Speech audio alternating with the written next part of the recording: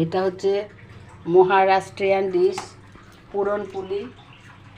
এর পুর তৈরি হচ্ছে। এই পুরটা হচ্ছে ছোলার ডাল। দেখুন, ছোলার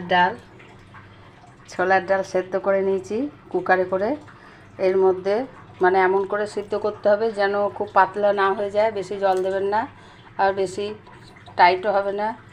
এর মধ্যে তেল দেবেন না কড়াইয়ের মধ্যে। প্রথমে এই ডাল সেদ্ধটা ছেড়ে দেবেন, তারপরে এটার নাম হচ্ছে পুরনপুলি। এটা মিষ্টি খাবার।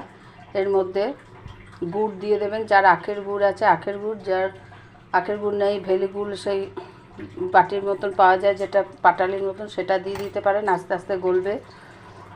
পরিমাণ মতো নুন, একটু লঙ্কা, মৌরি, গরম মশলা অল্প পরিমাণে আর ঘিটাও আমার